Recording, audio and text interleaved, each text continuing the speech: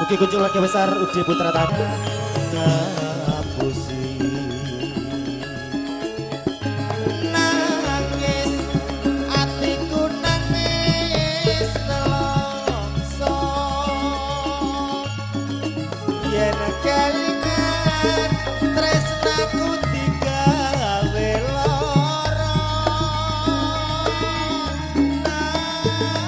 nangis atiku nangis keseksa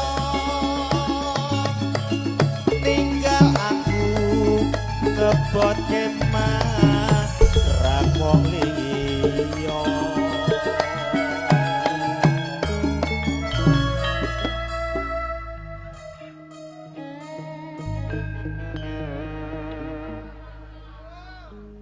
lilo ati kudu lilo lilo kowe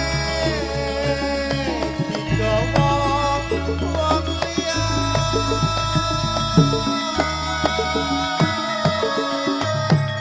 senadyan uripmu wis mulya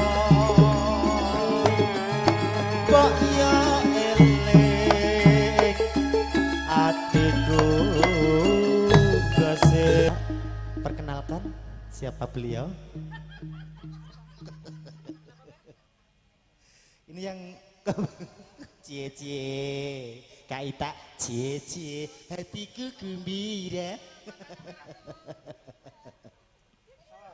kiu-kiu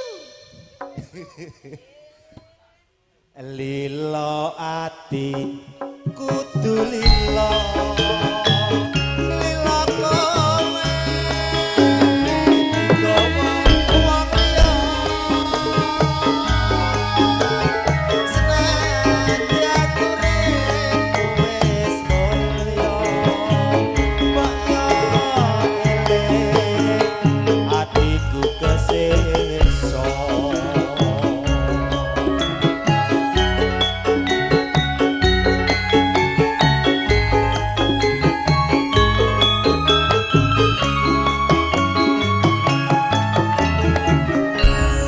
Sarjana Tangerang sekali selamat malam kedua dulu semua kinullah Indonesia matur sembah nuwun salam santun salam budaya salam sejahtera selalu matur sembah nuwun supportipun mugi